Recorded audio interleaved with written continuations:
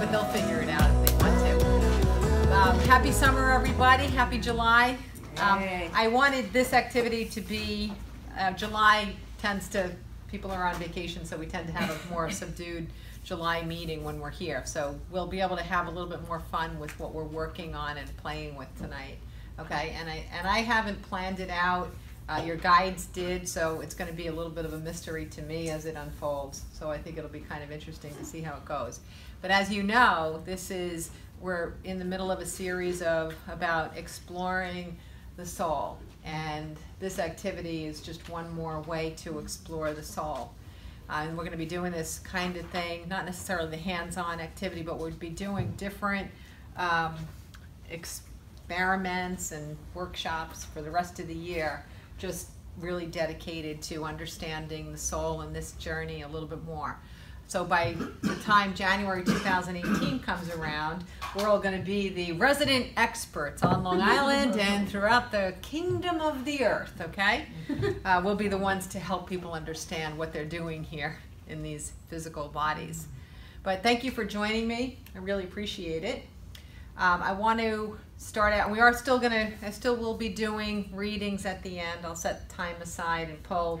We have everybody's names to be pulled out. There's a bunch of people that aren't here yet, so the names look bigger than what it is. But we'll pull the names out and do readings. If anyone doesn't want to be included, make sure that you let me know. Oh, there's some more people. I'll get it. Oh, thank you. So that's the agenda for tonight. So welcome, everyone. Let these people get settled first before I go into too much.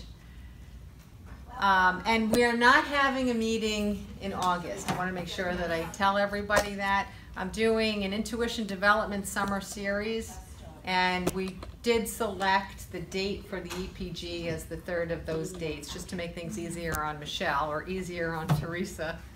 And so we're having that be the intuition class instead. Perfect. Thank you so much. Welcome. You're the best.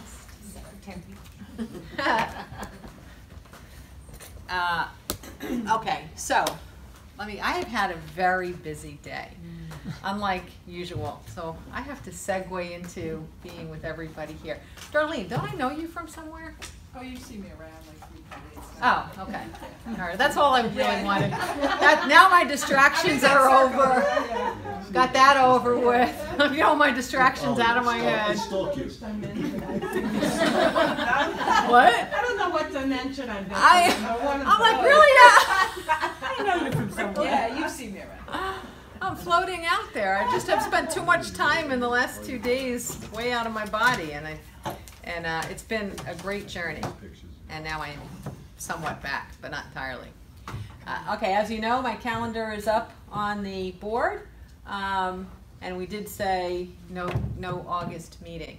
If you're interested in the Intuition Development class, I have made it so that the first class was very much a standalone. So if you wanted to join for the second and third only, you won't have lost any momentum. And the dates, I think, are up here. 7/27 and 7/27 and 8/9 are the dates for the last 2 Intuition Development classes. Can you just go to the last one? I mean, that would be the only one that I would be able to make. Is that possible? Would that be coming in too late? There's 2 left. I'll be away the next one. Yeah, Joan, I always have a way of making it work. Okay. So I'll make it work. Good. All right? Thank Yeah, you. I'll make it work. What is And it? I think it's just your way of getting out of the homework.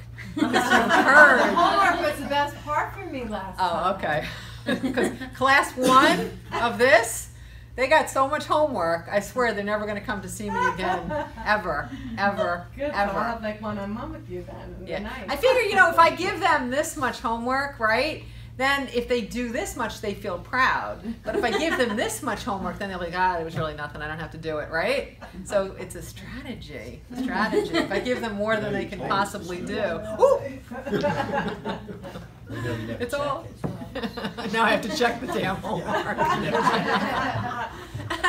It's between you and your guide. She checks it. No, it's a fun homework. Oh my God, Wasn't it? It's a fun homework, I think, anyway. I did it when That's because you're not doing it. I do it every day of my life. Much more than that. No, it is an awesome homework. Yeah. Okay, so to set the groundwork for what we're going to be talking about today, and it is exploration of the soul again, I want to give just a little bit of a review about what the soul is versus being a human, because we have to all start today's activity on the same page, that we all have an understanding of what I'm talking about.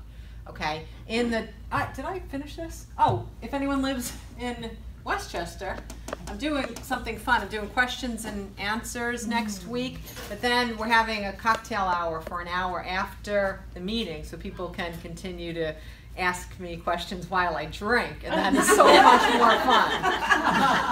The answers get bigger and wider and longer. So, intuition development, it's that. Okay, we're all good. Yes? All right, so. Thanks, Derek. All right, so I know that everyone in this room already understands this, but we're just going to look at it one more time. This is like an imaginary timeline for the journey of your soul, from the inception of your soul, from when you were first initially a spark of all that is, of creation itself, of the vibration of love. Since the inception of your soul, your journey has been as a spark of the vibration of all love, this initial great creation. As a spark, you're not exactly in the center anymore. And the journey of the soul is to make your way back to the center. It's to understand that you are love. It's to reconnect with the source from which we all originate, from that energy source of that pure vibration. So it's not that you are less than, it's just that the distance, just to say metaphorically, the distance you are from the center, you're a little cooler than being in the center of the heat, of the most intense radiant energy. So in that cooler space, you forget certain things. You forget how magnificent you are, you forget how powerful you are, you forget how unlimited you are. And one of the ways that we recall this information and we increase our vibration to get back to the center from which we all come is to take a human journey. This realm, being here on Earth, gives us a lot of vehicles for discovering what the soul means. And there are some very, very powerful tools that we use here for our discovery. And to the best of my knowledge, as my consciousness is traveling all around the universe, the tools that we have here on Earth, the 4 that I'm going to name, this is the only realm that we have these 4 vehicles for the soul's discovery. That's what makes being physical so unique. So one of those tools is the idea of maturation, coming from infancy through being fully mature. Whether it's a seed or an animal or an embryo, but just the idea of needing to be cared for and nurtured and raised into full maturation. That process doesn't happen in the energy realm. We are all fully mature adult beings with full consciousness of thinking and perceiving as an adult would on Earth. We don't have to mature, nor do we have to take care of anything in the energy realm to allow it to thrive. So that's a really important vehicle for discovery. The second vehicle for discovery is the one that you all would like to opt out of, which is access to negativity, okay? In the energy realm, there is nothing negative, no negative thoughts, feelings, interactions, experiences. So when you have access to things that we perceive as being negative, it incentivizes us to see things differently because we don't want to stay in that state of negativity. So as soon as you're in a hole, as soon as you're in a vibration that feels pained or limited or very uncomfortable, you start to hear and see things or become perhaps open to hearing and seeing things that give you a different angle of perception to what you're experiencing other than the way that you've previously seen it. So basically, if you're vibrating here and all of a sudden you drop down to here, you're like, this doesn't feel good. So things you might have heard throughout your life, at that moment when you're in this state, you might be open to something that you had been hearing all your life. That could be something like everything happens for a reason, or you know, just all those little helpful encouragement sayings that you hear people say. A lot of them are grounded in truth, in universal truth.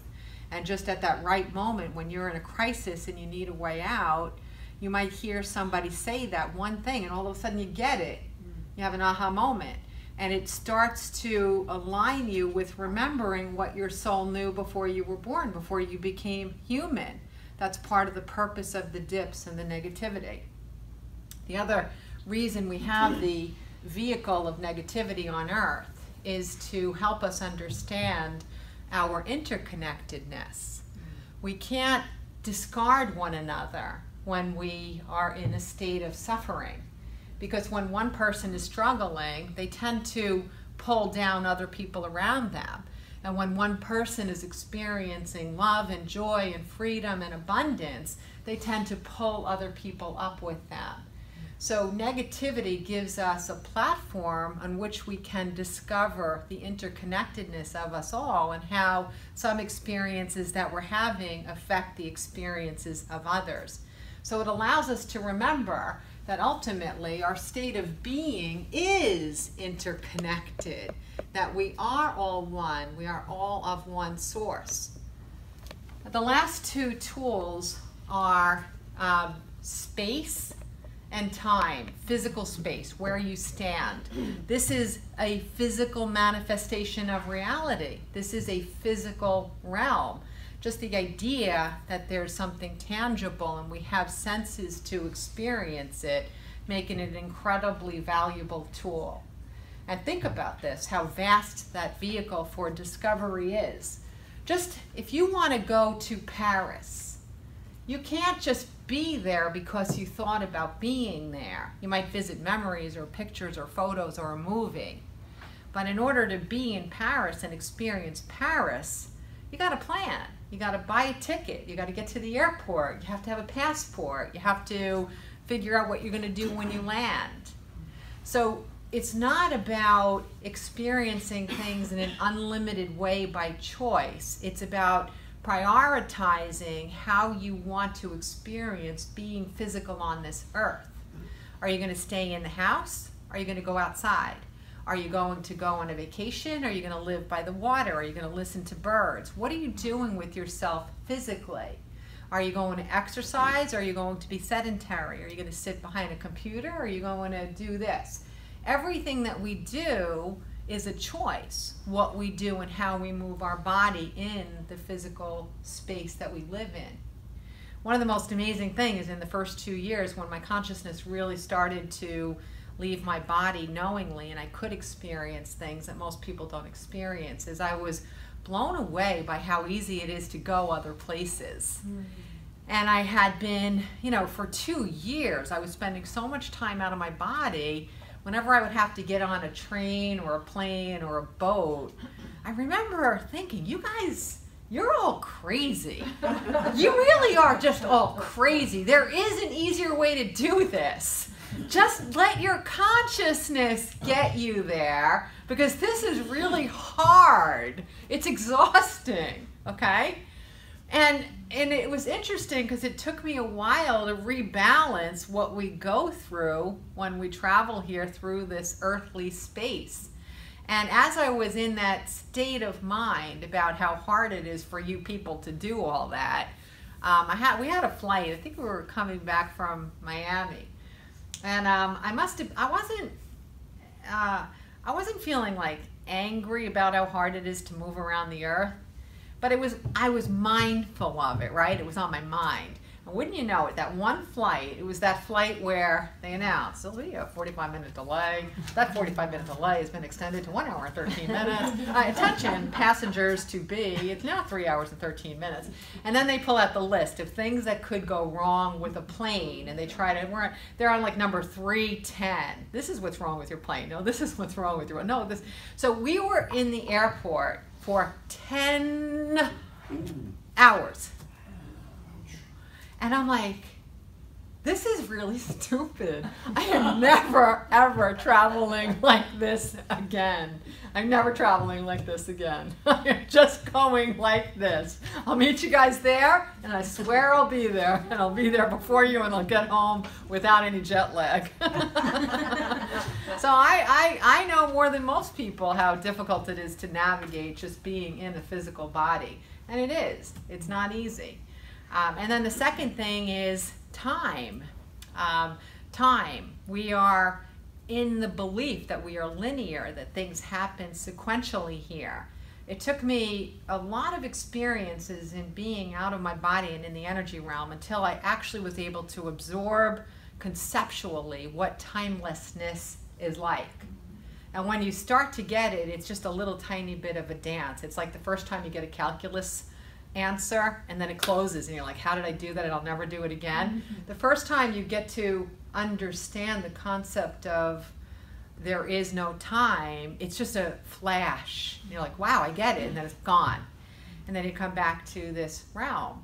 I can tell you that as a consequence of my consciousness being out of my body as much as it is, I don't navigate time as well as I used to. So I actually am time challenged. And I'm not saying that like I'm special or I'm unique or anything like that. It's just very difficult to manage this because it's false.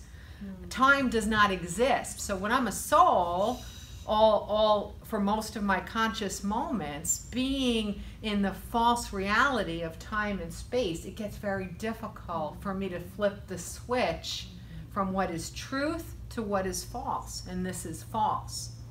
So I don't navigate time well. Most people give me a free pass on that. So I appreciate the free pass that you all give me on the time bit. I do the best I can. I do really well with it, but not always. But anyway, so here's the thing about this. But the reason I'm setting you up to understand all of this tonight in this context is because when we're in a physical body, it means that we have to have a way to be physical. In order to create the physical realm, we have to be able to do this. And the way that we do it is by projecting our consciousness into an earthly plane. Our thoughts create everything in existence. So our brain is the projector. We are projecting. Remember, some of you are too young, but remember the old projectors, right? They literally were just pushing images out onto a screen. So our brains are the projectors. They're taking the images and concepts of our brain and our thought energy, and it's pushing it out into physical manifestation. And because we don't live in a vacuum and because we all are interconnected, when we're pushing our consciousness into the human realm, we're sharing that as a co-creation process with other people. So the people that you are the most intimately connected with, the ones that you have the most intertwined connections with, whether it's someone married that you're married to, or your siblings, your children, your coworkers, your boss, your employees, your neighbors, the more intimately we travel with someone, the more their thought energy is projecting into the creation of your thought energy, okay? So that's part of the experience, is to understand how we are projecting through our brains to have this physical manifestation. Then what the brain does for us is it receives the echo of the projection. So now I've got something out there and this is it. Now I have to understand what's outside of me, all right? Here's what I thought and here's the result. Here's what I was feeling and thinking, and here's the result. Here's what we were thinking and feeling, and here's the result. Now we have to sense the echo through our physical senses, and then our brain is the sensory component, the sensory machine, but it also is the interpreter. Now we have to interpret the data from the echo. It's really complicated, isn't it? Mm-hmm. That same brain has two halves. The first half is the left brain. The left brain is the thing that allows you to navigate being human. It's your GPS. It tells you there is such a thing as time. It tells you how to get on a plane to fly to Miami or home.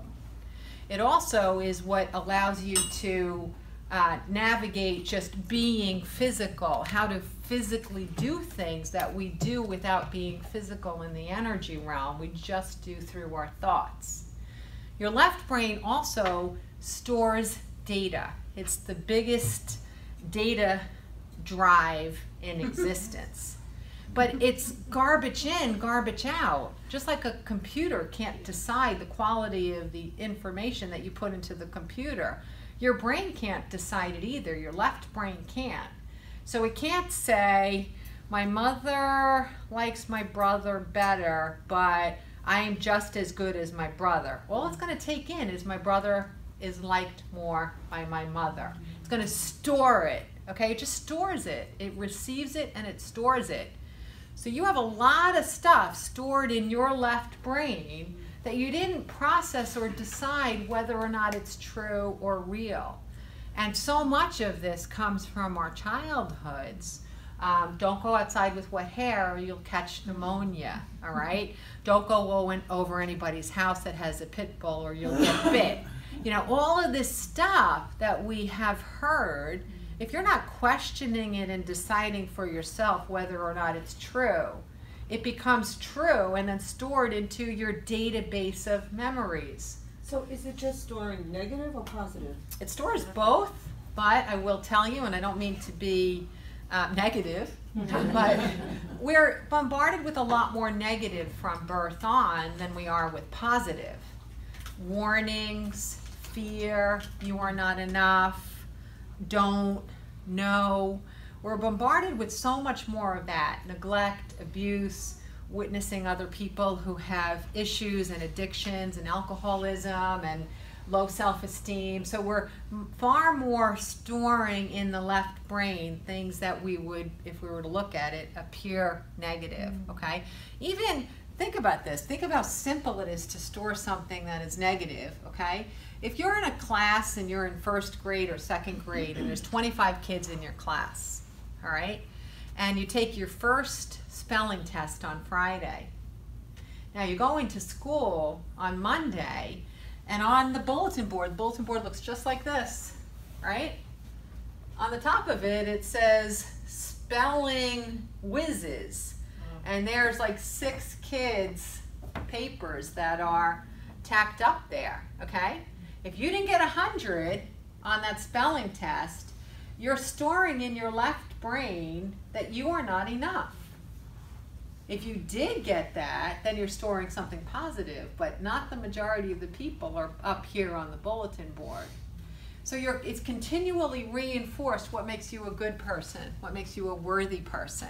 Everything, not just academic achievement, but everything that it is that you do, whether it's sports or art or music or kindness or patience or not daydreaming in class. Whatever you do, it's narrated to you whether that's a positive or a negative thing, and then you store it, right? So when you come into adulthood, you have this navigation system which teaches you how to move around the earth, and it teaches you how to manage time, but it also stores all of the stimuli that you've had since birth, positive and negative, and very much of it negative.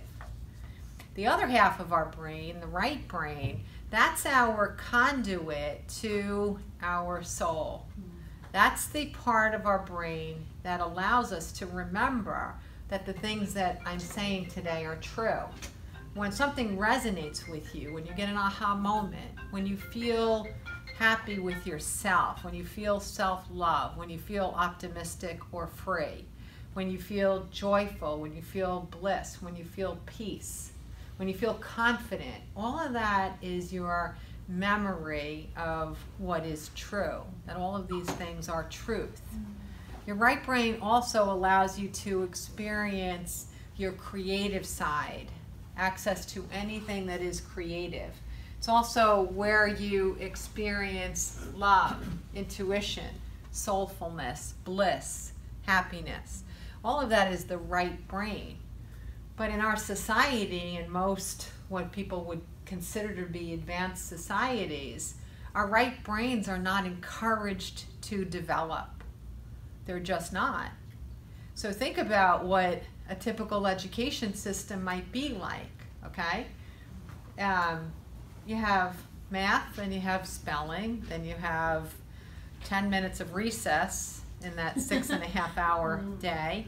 And when you go out to recess, you have to be in single file and no speaking. And when you get outside, there's no running, and there's no touching each other, and there's no ball throwing. And don't forget to tie your shoe and put your hood up, and where's your jacket, and I'm writing a note to your mother. You know, so that 10 minutes a day is a little confined, encumbered, right? Then you go back and you have to sit in a row, you have to be quiet, you can't look out the window, you can't daydream, you can't get all excited if there's a bee in the classroom. You can't really do any of this. And when you get back from lunch, if anybody remembers, there were some good lunch monitors and some not so good lunch monitors. I seem to have always had the ones that got up on the wrong side of the bed, and on the other side of the bed was a wall, okay? And that's the ones that I would get. So there's like, you know, no talking in lunch, and no sharing food, and no smiling, and no laughing, and no getting up to throw your garbage away until I tell you you can. So even your lunch break is pretty confined, right? I mean, could you imagine if in the afternoon at 1:30, teacher's like, hey guys, let's go outside. I heard there's like some really amazing bird activity going out there. You know, let's go outside and see what's happening. Or let's go outside and have a snowball fight. You know, let's go outside and have a snowball fight. It's okay if you don't want to. You can stay in here and finger paint. Like, could you imagine if we learned like this? Like, we would have so much less stored in the left brain that's negative, but we'd have so many more openings in the right brain that are bringing us back to tapping into the truth of who we are, our memory of who we are eternally before we decide to come here to this particular earth life. It's a lot to think about, right? But you know, it's so funny. In 10-15 minutes, I explained to you the meaning of life in 10 or 15 minutes. Every single thing you experience or do or see or play or don't do or see or don't play from this second on, you can put it into the context of the meaning of life, what we're all doing here. And it just helps you to recognize the path and not take it so seriously. I used to, one of the sayings that popped up from guides was, oh, I don't remember it. Taking yourself so seriously makes for a very serious life, right? It's so interesting when you think about it, but we do. But if you just see it in the context of what we're doing here, you're like, oh, well, that does make sense. Or I know why I twisted my ankle, or I know why I lost my necklace, or, well, that really makes sense why we had that fight this morning. Because all of a sudden there's so much clarity in the narrative that you really make sense out of everything that you experience on a day-to-day basis. So that's the soul's journey. This is one slice. This is one realm. It's a brilliant realm.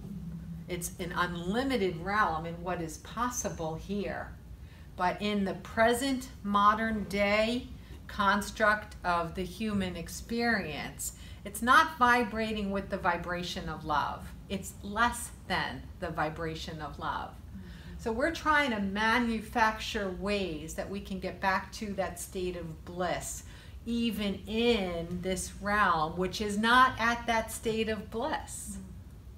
And we're doing a relatively poor job of it so far, but we're getting better and better and better and better. We are getting better. We're making improvements all the time. So this review was so we could all be on the same page for tonight's activity. Because exploring the soul means that you want to understand the theory behind what we're doing here on Earth, but you also want to explore your soul. Not just souls in general, not just the theory of it, what we're all doing here in the physical realm, but who are you?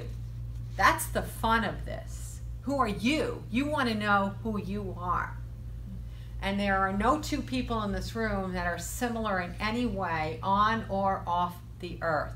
And every single soul in a body and out of a body has its own specific, brilliant, unique shine that's evolutionary and bending and shaping all the time and growing and expanding all the time. So interesting how we compare ourselves and we seem less than, but we're really not. No one here is less than anybody or anything, dead or alive. None of us are. We just are treated as though we are, so we believe it.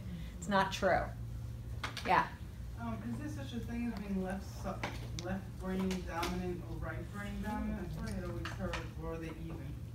No, it has more to do with what's suggested to you when you're a kid.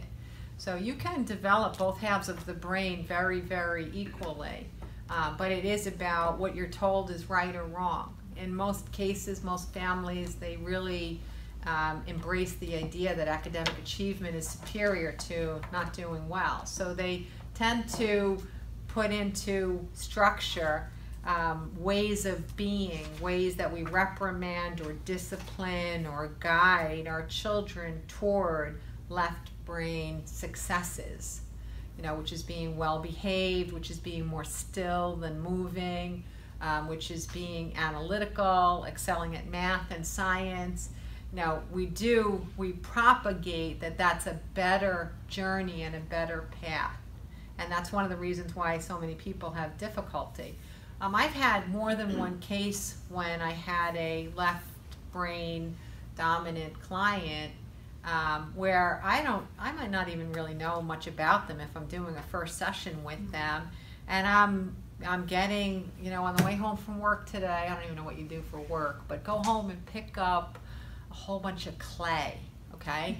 And then you want to shape it. I want you to find 10 shapes and shape them, and all this stuff starts, and they're like, oh, I don't know, I got to do this, I got to do that.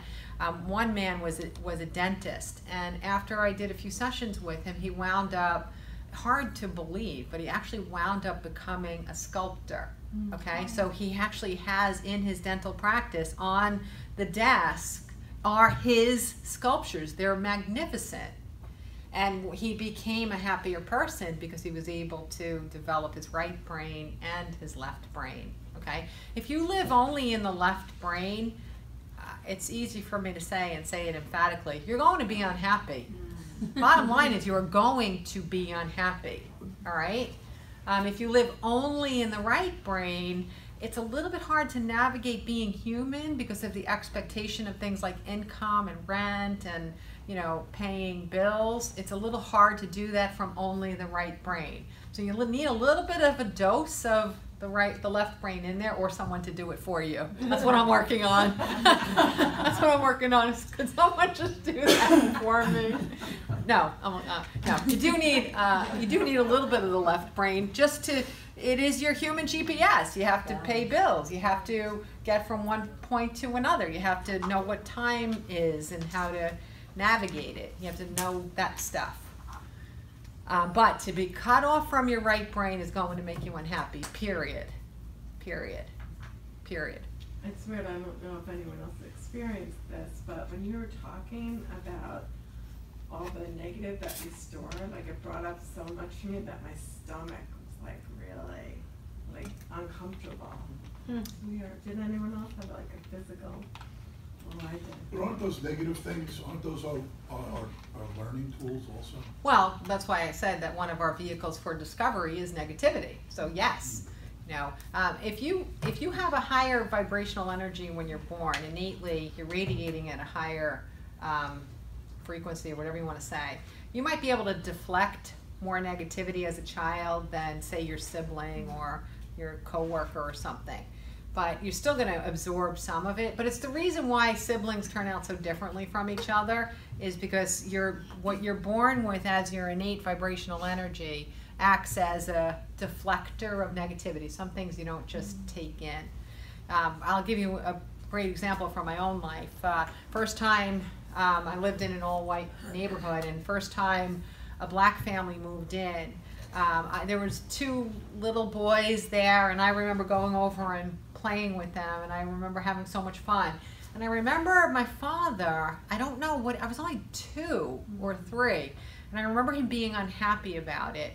But even at 2 or 3, I had a sense that my father was wrong and I was right. And I kept that sense with me for life. So I don't know if it was I was born with an innate higher vibrational energy or whatever. But you can deflect certain things that are not soulful. You can. You really can. There is an inner sense of what is vibrating with the vibration of love and what is not. The challenge is that we get indoctrinated into belief systems that allow us to be what we think is valued and appreciated. That's how a terrorist cell begins, because you're isolated from any content information that says other people are good. And in order to maintain your entire social network and family unit, you have to let go of anything that comes in that's soulful so that you can have what you think is love, which really all it is you're accepted into the only thing you know. You don't know anything else. Yeah. Well, isn't there with the vibrational too that you can take negative things and not only deflect it, but actually make it alchemy and use it to drive you forward or use it to create better things? Oh, definitely, definitely. But it's harder for children to do that. A child that doesn't take it in and store it as truth, that's pretty darn good. And then you can sort all this stuff out when you get to be an adult. But for a child to take it and use that fuel as a way to ignite a better path for them, it's almost impossible, because when you're being given negative experiences as a child, you're surrounded by everything that supports that negativity, so there's no way out. There's no open window in your childhood, okay? So you're kind of confined into whatever it is that allowed in that petri dish this ugliness to grow to begin with. When you're older, if you haven't stored it as truth, then you get to use it as a way to springboard yourself into more growth and more harmony and more incentive to be of value to other people as well. But no doubt, that's part of the purpose of negativity. Yes. Time.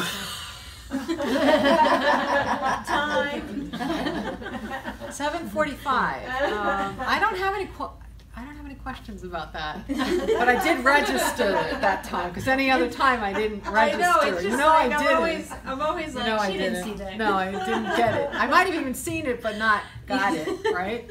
I know sometimes if I'm at a seminar, I'm looking at my phone all the time. People think that's like so rude, you should never look at your phone. But what they don't realize is 8 times in a row I tried to understand what time it is, and 8 times in a row I was unsuccessful in doing it.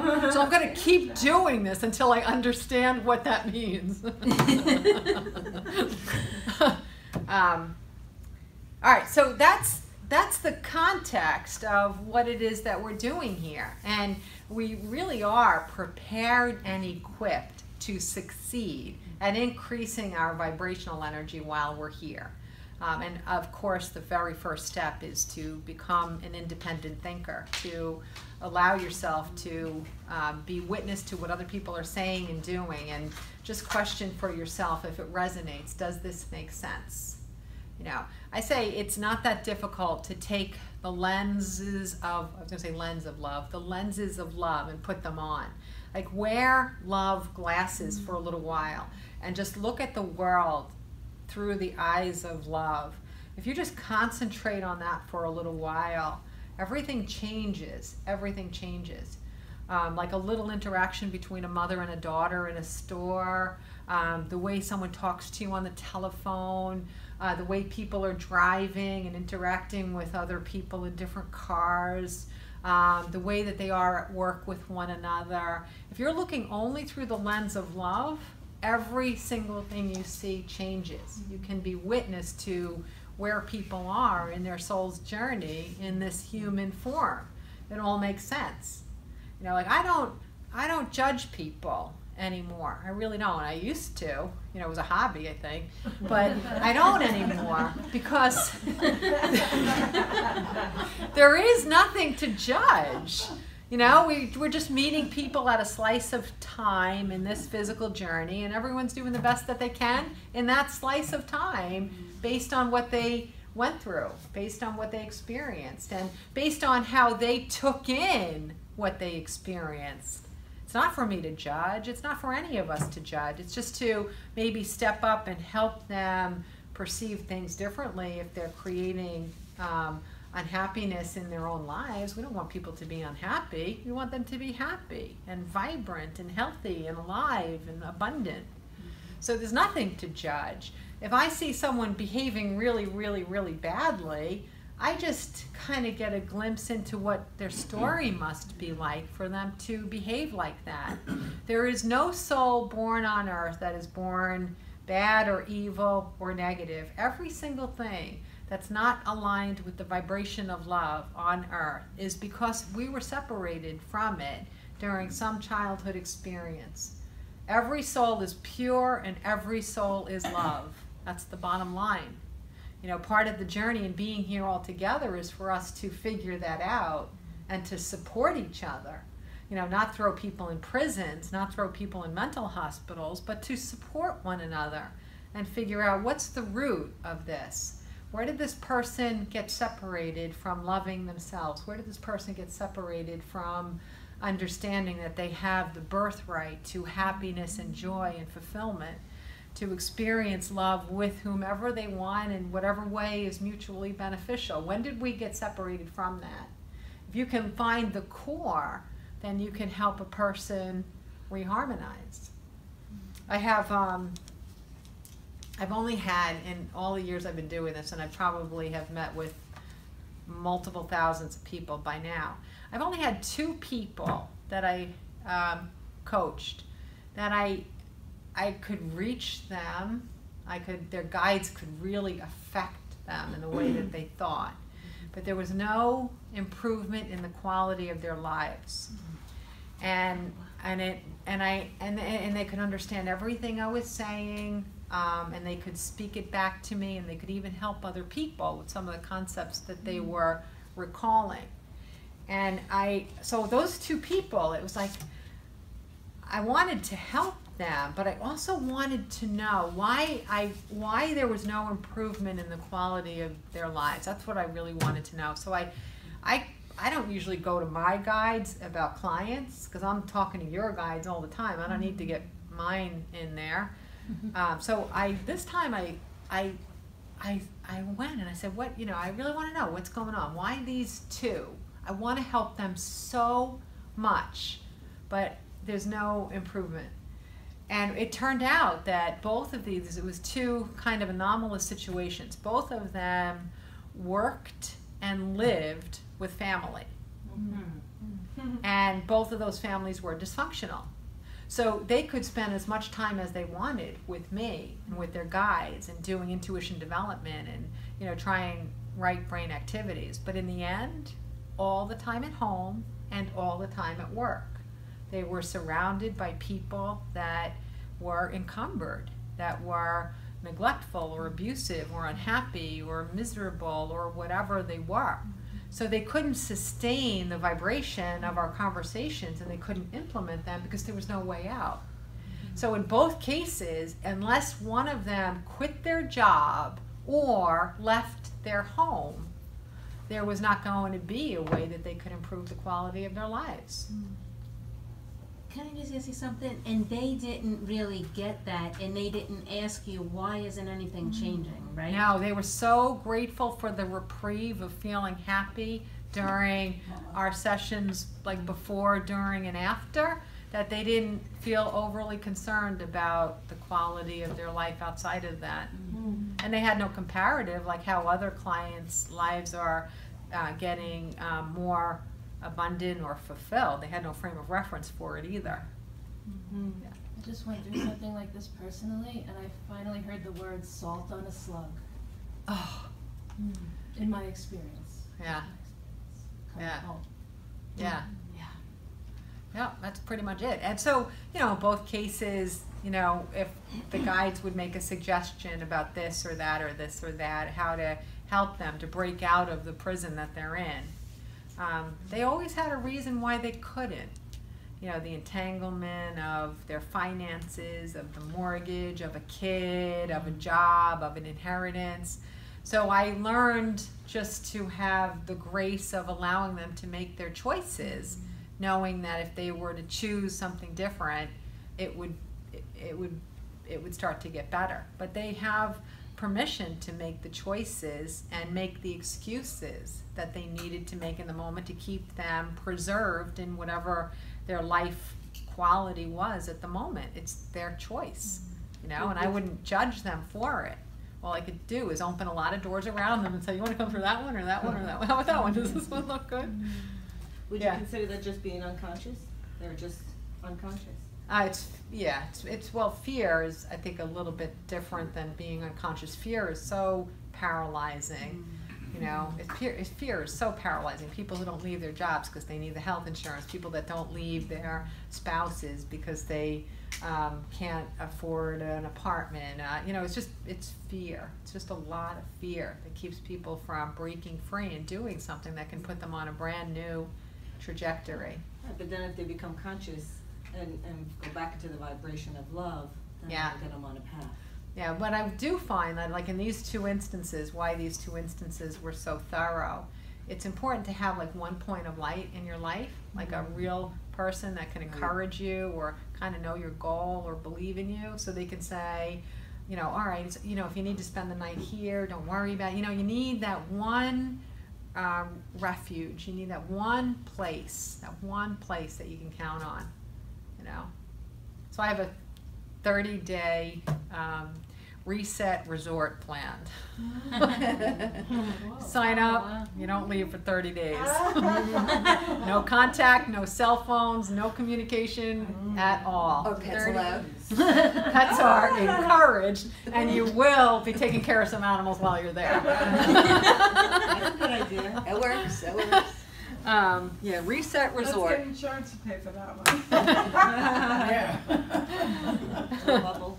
You won't need it after that. But no, the whole idea is that if you can learn all the tools that happily return you to remembering your soul, and you can learn it without the distraction, during that 30 days we can help people to rebuild the choices and the behaviors and the thinking to allow them to return to a life, but to be impervious to the negativity and patterns of those who were bringing them down. That's the key. You have to get the strength, you have to feel the feelings of possibility, and then you have to know how to deal with the circumstances that you had. You need a plan. You need a plan when you get out. You need a plan when you get out of the resort.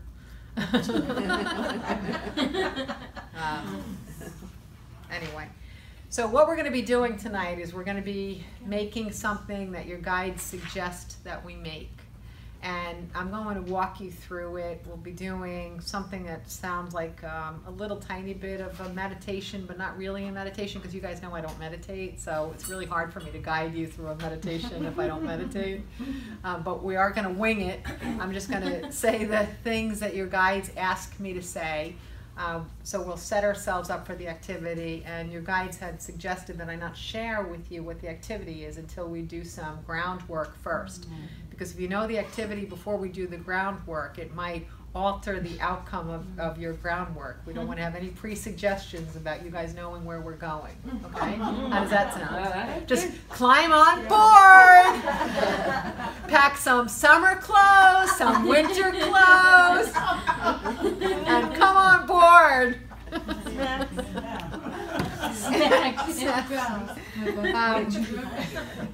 So because we are going to be like really hands-on, I know normally we don't take a break until at least 8:15 or something like that. But let's take our break now so you guys can get refueled, get a cup of coffee, chat it up with each other, and when we come back, we'll get to work. Okay? All right. Hello, everyone. How is everybody? Welcome back. Before we kick off part 2 of the day, Julie, would you share your story quick? Sure. Okay. So. Set me up to sound good. So. I think it was maybe 2 EPGs ago, maybe 3, where my name came up at the end to ask a question, and I asked Karen, you know, what's my next move, career-wise? What's my next move?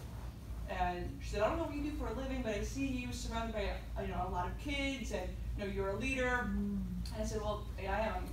I'm a personal trainer, and I had just ended a kids class, so I associated it with that.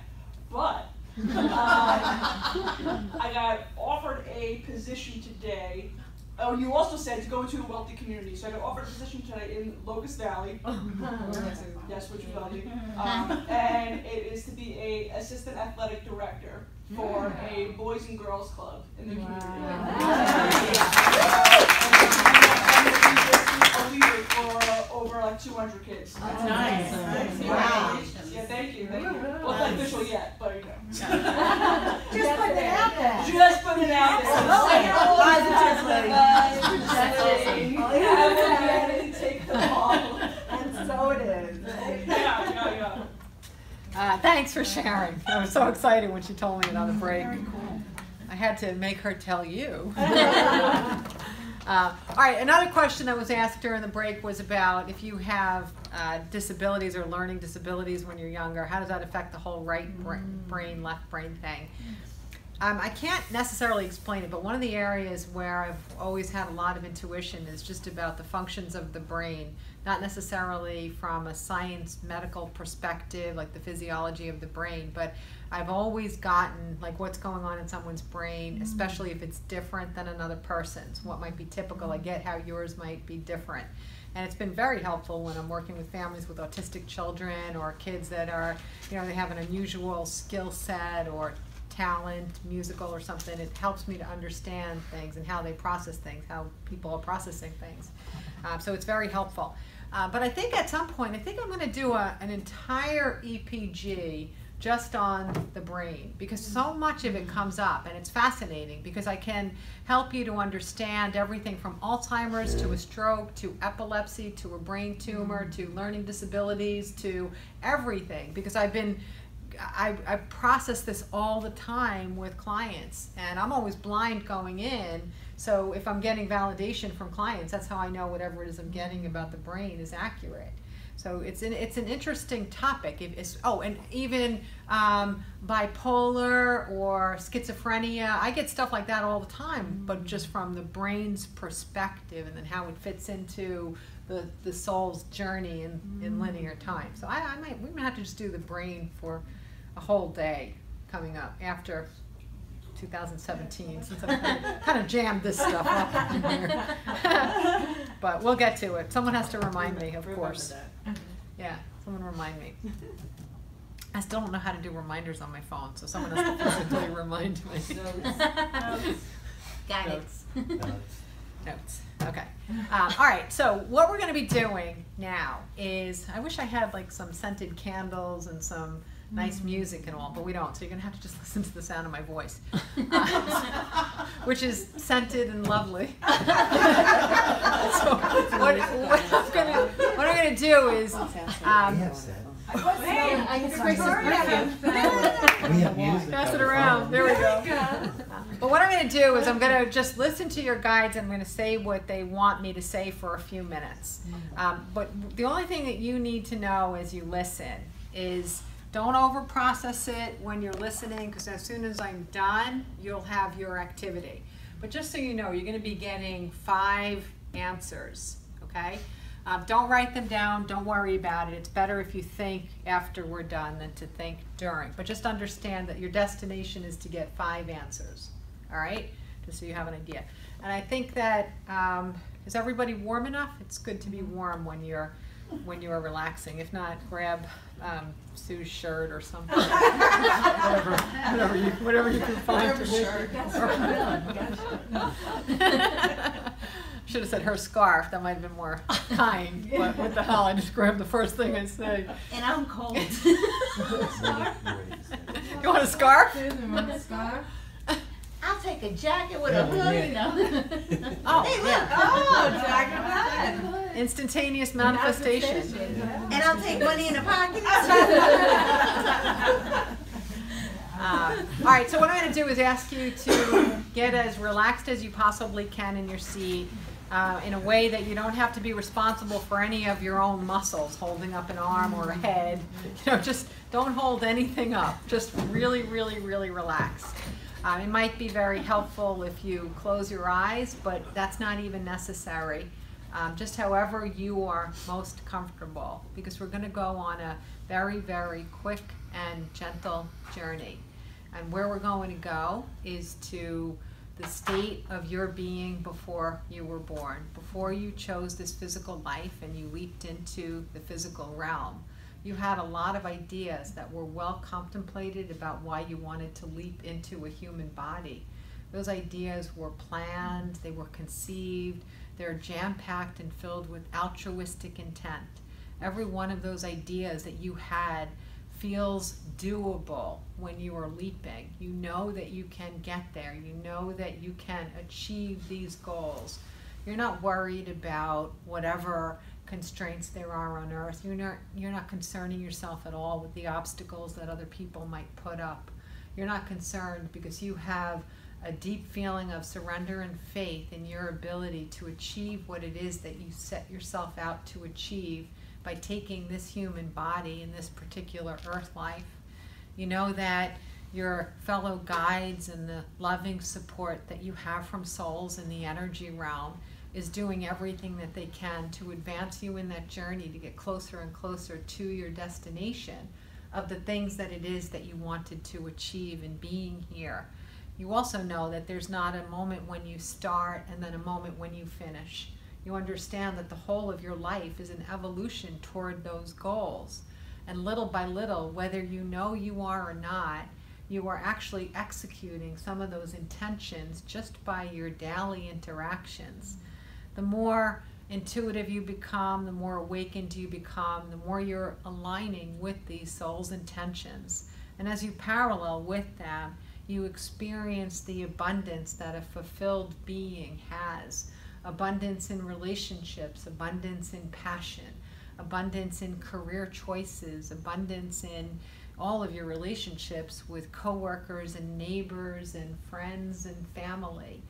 All of this harmonizes more and more as you step in knowingly to remember what your soul's intention was when you first leapt into this body. And as you sit here tonight in this beautiful setting with friends, very, very soulful people who are by choice together on this Wednesday evening, as you sit together with all of these people, you know that little by little you are recalling a little bit more precisely what those souls' intentions are.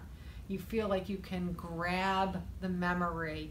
You can almost see it and feel it, why you leaped into this body. You know it was so full of purpose, and you know that it is things that you're already doing and things that you will continue to do.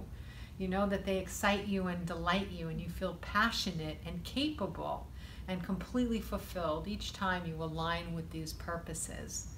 And as you sit there, you can recall 5 different reasons why you came here. You can remember 5 reasons why you came here. You remember what you believed you could do. You remember what you believed you were capable of doing and being and creating, whether it's for yourself, your own personal growth, or for the growth of others, whether it's an experience or a career, whether it's art or music or friendship. You have this recollection, and you can't even believe that up until this moment you never remembered it with such vivid detail.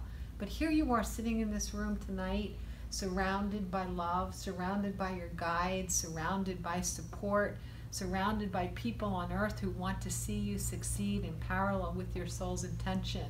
As you sit here among this love, you know that you can tangibly feel 5 reasons that you decided to come into this body to begin with. And slowly, you're going to open your eyes and write down what those 5 reasons are.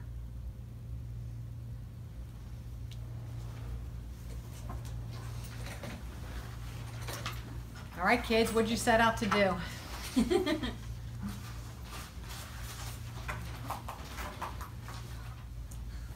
Okay, we all good? Okay. So you know your 5 reasons. It's not the only 5, but at least you remember now 5 things that you set out to do. And just remember that one of the things that was said is that there is no beginning and there is no end. It's not as though tomorrow is the day that you begin. On some level, you've already started this in ways that you don't even know. To the best of your ability, you're doing this stuff. You might just become more laser focused. You might just design it a little bit differently as you know the intention more, but you're already doing it, okay? Now, the next thing I want you to do is to think about, if you were to achieve one of these 5 things that you might not have achieved yet to the level that you would like to achieve it, what do you need to do to get there? What do you need to be to get there? What do you need to change to get there? Okay? It could be that you need courage. It could be that you need money. It could be that you need more self-love. It could be that you need, you'll feel better and more energized if you change your exercise or your eating patterns. It could be that you need to get another degree first before you begin. But what will allow you to manifest at a new level something on that 5 list? What do you need to manifest something on that 5 list in a new way? Okay? Just jot down thoughts that you may have.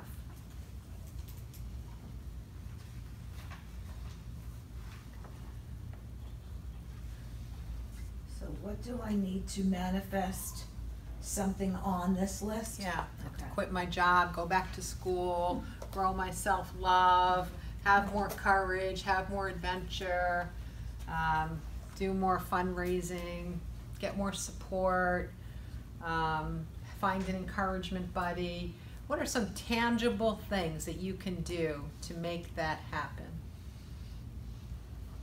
Sell my house, sell my husband. Or get rid of them. That works. But if you get $1, right? Just kidding, just kidding, just kidding. All the way up there. Okay, are we ready? Right. Okay. We have stuff. Wow. Ooh, that's goody. You've been busy. I've been busy. Okay, so the first thing we're going to do, and I think I have a sample in here, is we're going to have these, everything that I get when I'm downloading from the energy realm. Everything is about circles. It's actually about spheres, but we have to work with a circle. Everything happens in a circle. Things are not actually linear when we're not in our bodies. So this is going to represent the journey of your soul, okay? So we're going to be making something to represent the journey of your soul, all right?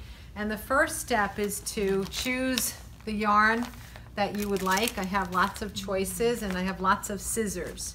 And the first thing we're going to do is we're just going to wrap our silver with the yarn of our choice until it's completely done.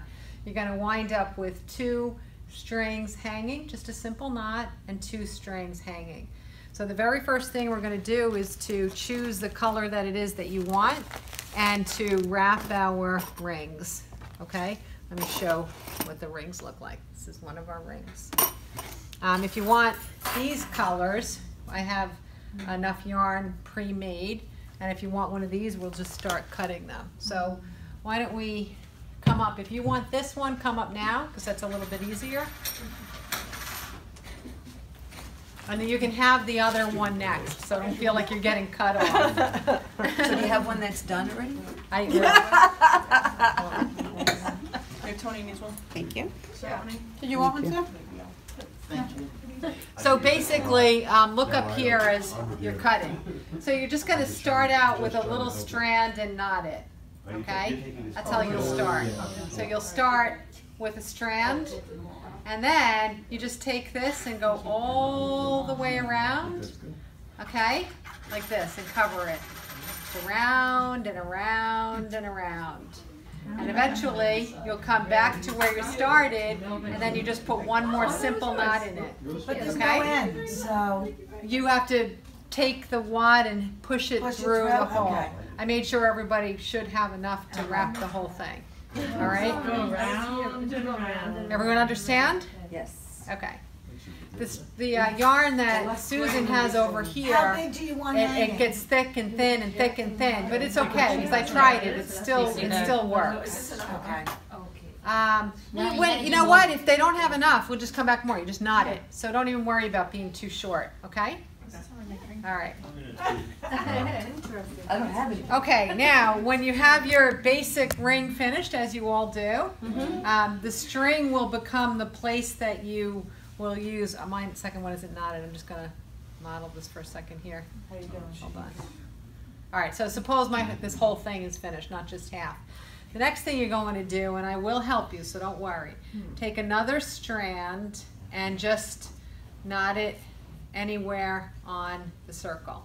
Put it in there so it has some stability, get it in between a couple of edges. Not the hanging, not the Because I hanging could see your dexterity, why don't you even, no, brand new string, because I've noticed your dexterity. Let's double knot it, people. Let's put a double knot in it. So just somewhere like. Just anywhere you want, okay? Can it What we're even gonna be- want, let me show you the goal so you know where we're going. We're gonna go 1, and then knot it across, 2, knot it, 3, knot it, 4, knot it, 5, knot it. Look how easy you made that look. A dream catcher. I know, right? A star? Practicing all afternoon. So this So is this gonna isn't long enough. represent, This isn't long enough. no, you'll get more yarn, don't worry. This is gonna represent the 5 reasons that you came here, okay? And you just knot them, and I'll help you if you need help. You can choose any yarn you want. It doesn't have to be the one that you already beautifully began with. You can continue with the one you started with if you want. You knotted or no? What are your room? Just to show you the length of the string that you'll need, it's approximately from here to here. So it's not that long, okay? You're not doing about, it on the other side. about a foot and a half. That's perfect, okay? 1 and 9. You're going to basically make a triangle first. Knot it again. You knotted first? Knot it. Yes, knot it first. If you make a knot at every point, it's easier. If you make a knot at every point, it's Do you have easier. to make a knot or just twist under? You can twist, but it just stays together better. And I see a lot of people are having challenges, so you're better off knotting. So first straight down. Not straight, off to the side, and cutting off about 1/3 of the circle. See that? You cut off, first one cuts off about 1/3 of the circle. See? I know, it's really. And make basically a V to begin, a V. It really is taking. Anyone that needs help, I'm happy to help. I didn't realize we'll be continuing this in September, everybody. All right, so as you fix your stars, next thing what we're going to do is we have these hanging tags, okay? These tags are going to be for the things you wrote on the list that you want to do or improve or change in order to meet your soul's intention. So we're going to hang these off, and you can write on them here or write on them at home. You can hang another piece of yarn if you want, or you can hang these directly from your catchers. These are going to be your reminders about what you have to catch in order to achieve your soul's intention. The star in the middle. Okay? Very cool. Perfect. Oh, is that, yeah? Yeah, perfect. All right, I prefer, for me, I prefer to take the ribbons out of these and use the yarn and knot them on with the yarn because I am a perfectionist, believe it or not. That's a good laugh. But you don't have to. You can tie these directly on. So we have feathers, we have hearts, and then we have these pretty tags with colors at the top. You can take one of each, you can take 2 of one, 3 of another. I'm going to start walking around and you decide what you want based on the list that you made of what you need to achieve your soul's intention. So of what you're still looking to ignite within your life in order to achieve the star, achieve your soul's intention. Okay, this is when you take anything that has intent and you put it into a physical manifestation, it has more power than just having it be a thought. This is a way for you to capture that thought and that intention and have it be more closely to being realized by depicting it into this soul catcher, whatever it is that you want to call So this. it's like a vision board. or a Yeah, it's vision. sort of like a vision board for the intention of your soul, for your life's purpose. And when you achieve different things on the tag, you can take the tag off and put it somewhere special and put a new tag on. Because it's also breathing and living. It's going to develop with you as you change and reshape your intention and your self-knowledge and your awareness. So this can always bend with you, okay? And there's a lot of ways that you can use this, even if you're like working with kids. You can have them create this, and the 5 can be what they want to achieve for the school year. It could be what somebody wants to achieve in their career. It could be what they want to achieve as a friend or as a spouse. It could be anything, but for right now, our intention is to have this represent our soul's journey here in physical manifestation, okay? And if you go home, I mean, I stepped you through this. It's beautiful. I stepped you through this quickly. Now in hindsight, as you really understand the purpose of what we're making, you can redo it at home. You can make it prettier. You can grab some of my yarn, and no one in this room can make it prettier. Perhaps more matching your decor.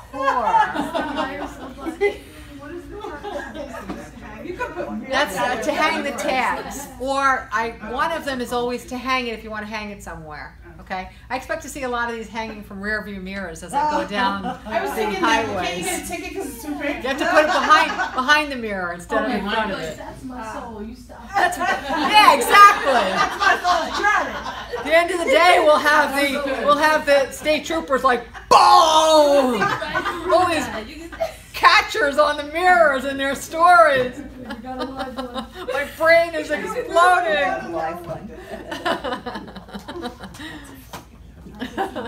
Please let me off and stop working on it. You are the true definition of a work in progress. That's it.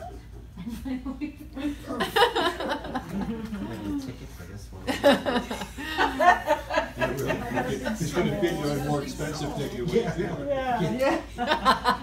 Anybody like to just bring me their finished product? Teresa, yours looks beautiful. Can I see it so I can show the at-home audiences what it looks like? Okay, and you can take another strand to hang if you want to hang it somewhere. So I would put another strand right here. Look at a finished one. How beautiful is that? I love this. Great job. Beautiful. Anyone else want to show theirs? Oh, that's so pretty. Oh my God. Oh, that's so pretty. Look at this. Wow, gorgeous. Excellent. Hang it from that mirror now, right? Yeah, you got all your tags right now. These are the things I still want to achieve to parallel with my soul's intention. Anybody else have one? Oh, Patty, yours is so pretty. Oh, that's beautiful. I love that. It comes into a new meeting for me. Oh, nice. Wow, that's nice. Oh, wow. I like that. Like my right brain said, I like that. Excellent, excellent, excellent. Excellent. All right, good work, everybody. I'm really proud of all of you. I'm so proud of the remedial side of the room and the advanced side of the room. Making Bill cry. I'm putting that in my book. We don't make the spelling whiz.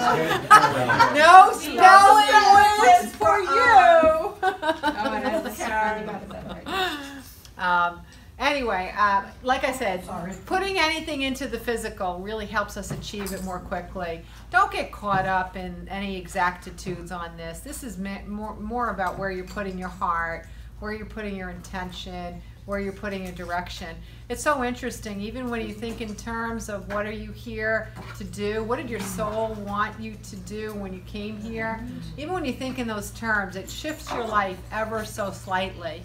So instead of just waking up every day and feeling like you're up at bat and whatever pitch gets thrown to you, you have to hit what's there. You start to realize that you're a part of the game, you're in the game, and you're co-creating the game, okay? And that's what this is about. It's allowing you to know that you're co-creating the game. And mysteriously, by some miracle of the universe, simply because you created these here tonight in a loving environment with people that care about life, care about love, care about you, you'll see little shifts, you'll see little signs from the universe that align with the intentions that you put into this design tonight, okay? Right. So be open to them, see them. If you want to jot them down as those messages come, you'll just continue to grow the experience that we had here together. I had a blast, a lot of fun. You guys were so patient and cute. You were really, really, really cute. Really cute. Kid again. That's a challenge. You were adorable. You were adorable here. We were good kids. You were good. You were really good kids. High C for everybody. High C for everybody. Okay. High C for everybody. Can we have bigger pants next time? Bigger face. Bigger paints next That's why I time. put another skin on that. We did go a little bit on the late side. Would anybody like me to do 2 quick readings? Yes. 2 quick? Yes. We'll just do 2 fast ones, okay? Because I don't want to say that I'm going to do something and then totally not do it. So we'll do 2 quick ones, and I'll put the names in a bag, okay? Quickly. Where did you get these from? Like Michael's or something? Oh my gosh, finding those circles for you guys, it was one of the hardest things I've ever done. It's harder than making them. Much harder. Not much harder than making Here them. you go. Thank you. I'll collect I know, I didn't those in there. All right, think of your question. Whatever your question might be, in case I call your name. Yeah. I have questions in case anybody wants some. Okay. All right, if your name gets called. Question. Oh, for newcomers, I will listen to your guides and get you the answer to your question. That's how this works. Yeah. All right.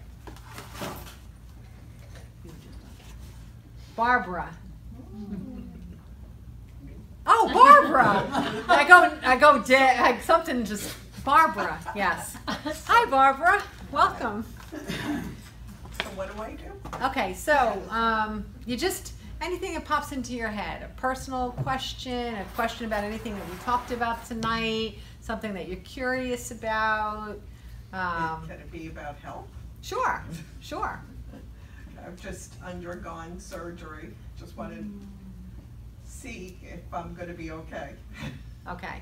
All right. The answer is I'm sure everybody here kind of knows what the answer will sort of be. But what the answer is that understand that this is not out of your hands, that the point of the power lies with you. So there's no predetermined path here, but just all the things that you're seeing and hearing tonight changes the way that your cells live and breathe. It's about becoming awake and wanting to be awake. And what you can do now to help the result that you want is to see the benefit that you had in the health challenge. When you see all of the good that came of it, even though it seemed as though it wasn't good, when you pick those benefits and you integrate them, it helps the universe's opportunity to talk with you through your body to have the result that you want. Okay? So it's basically a conversation, and I do feel like that something has changed for you pretty recently. I'm going to say within the last few months about the way you're perceiving life. So something has changed in the last 3 months that's kind of making you feel a little less afraid. And when you get into that spot where you feel a little less afraid, that's part of how you get the result that it is that you want. Okay? All right. Thank you. Good. And lots of love and light to you. Okay? Yeah. Boom! Okay. Boom! From all of us. Okay, and the next one is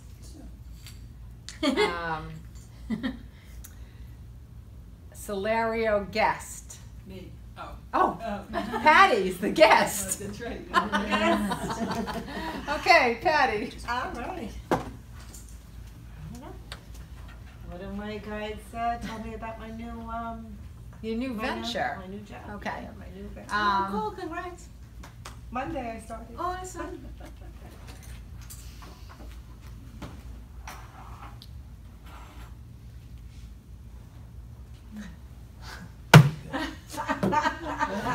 through. I just watched Try being me for a minute, all right? I just watched so much going on in your head. You tell me. With your eyes.